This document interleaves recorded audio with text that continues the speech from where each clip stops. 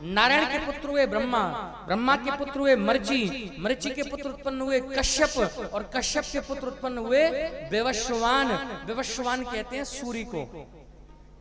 सूर्य भगवान का प्राकट्य हुआ। इनके वंश में आगे चल करके श्राद्ध देव मनु हुए। मनु महाराज ने चाहता तो बेटा, लेकिन हो गई बेटी। गुरु प्रभाव से उस कन्या को पुरुष बना करके वंश में आगे इक्ष्वाकु हुए।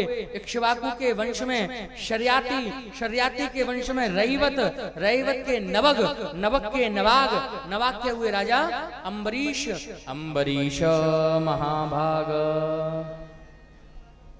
अम्बरीश जी महाराज का प्राकट्य हुआ।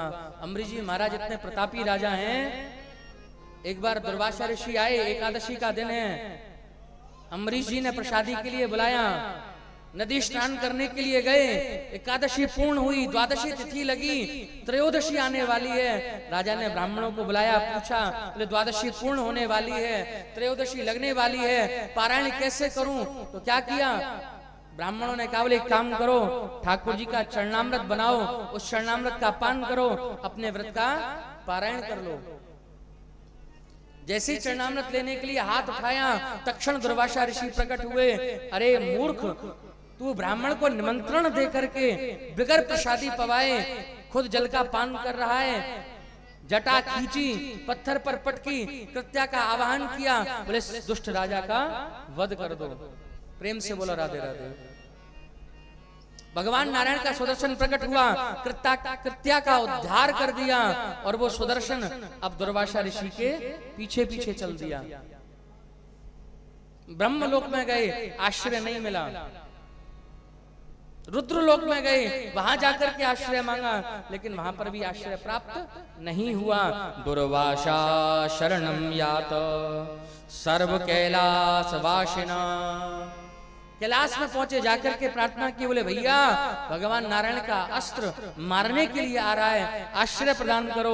भगवान शंकर ने भी आश्रय देने से मना किया। अंत में वैकुंठ पहुंचे, जाकर के चरणों में निवेदन किया, बोले महाराज आपका सुदर्शन हमको मारने के लिए तत्पर है, हमको आश्रय प्रदान कीजिए।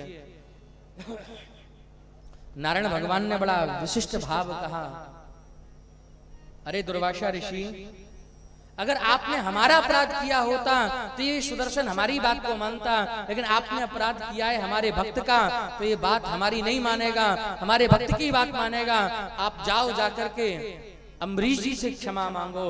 अहम भक्त पराधीन या स्वतंत्र एव ध्वज साधु विग्रस्त हृदयो भक्तिर्भक्त जनप्रिय। आपने मेरे भक्त का अपराध किया है, उससे जाकर के क्षमा याचना करो।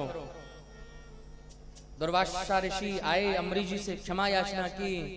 अम्बरीश जी ने हाथ जोड़े, बोले महाराज अगर मैंने सच्चे हृदय से ठाकुर जी की भक्ति करी है तो ये सुदर्शन जी महाराज शांत हो जाएं। तक्षण सुदर्शन जी चले गए।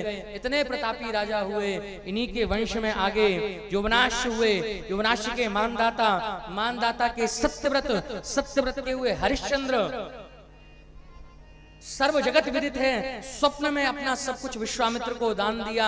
प्रातःकालीन वेला में विश्वामित्र आए, कहा बोले महाराज सब कुछ आपको दान कर दिया। तो बोले आप क्यों बैठे हो, जाओ। तत्क्षण एक क्षण में राज्य छोड़ दिया। ठाकुर जी ने परीक्षा ली।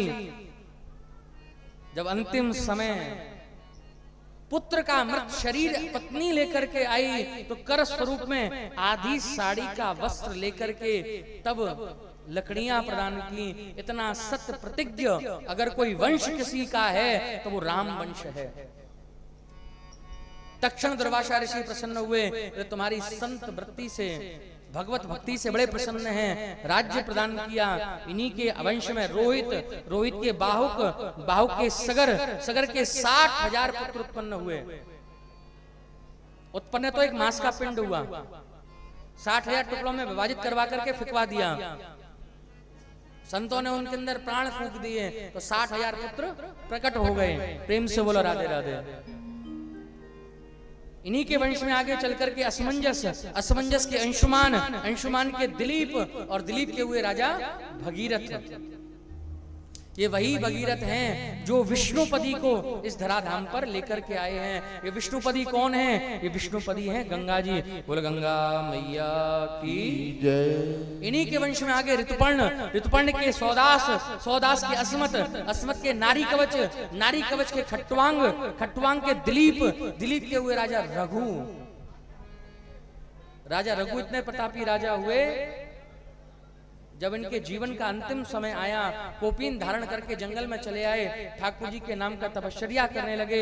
इतनी ख्याति हुई रघु महाराज की, अब जो सूर्यवंश, सूर्यवंश के नाम से प्रसिद्ध था, अब वो रघुवंश के नाम से प्रसिद्ध हुआ। इन्हीं के वंश में अज, अज के हुए राजा दशरथ।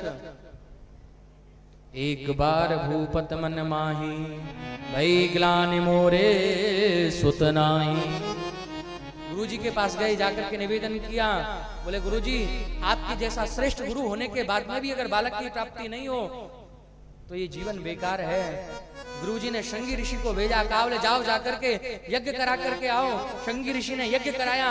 4 बालकों का जो भाव है वो अग्निदेव के स्वरूप में चरु का पात्र देते हुए, प्रकट करते हुए, फलश्रुति स्वरूप में अग्निदेव ने कहा बोले चरु पात्र लेकर के अपनी 3 रानियों को प्रदान कर देना, आपको बालकों की प्राप्ति हो जाएगी। प्रेम से बोलो राधे राधे। आज बड़ा विशुद्ध भाव है। वो चरु का पात्र लेकर के कौशल्या जी के हाथ में दिया। कौशल्या जी ने उस चरु के अर्ध भाग को करके कैकेयी को प्रदान किया। बची कौन बीच की? सुमित्रा जी। दोनों देवियों ने देखा बोले हमको तो भाग मिल गया, लेकिन बची सुमित्रा जी। तो दोनों देवियों ने अपने अपने अर्ध भाग को किया और सुमित्रा जी को प्रदान किया। सुमित्रा जी के पास में 2 भाग आए। आज तीनों देवियों ने उस चरु पात्र को पाया, चरु को लिया, लेकर के उस चरु को ठाकुर जी की प्रसादी स्वरूप में पाया। और आज तीनों देवियां अंतर्वती हैं, गर्भ से हैं। 4 बालक होने की भविष्यवाणी अगर किसी ने करी थी तो वो कोई और नहीं, जटायु ने करी थी। प्रेम से बोलो राधे राधे।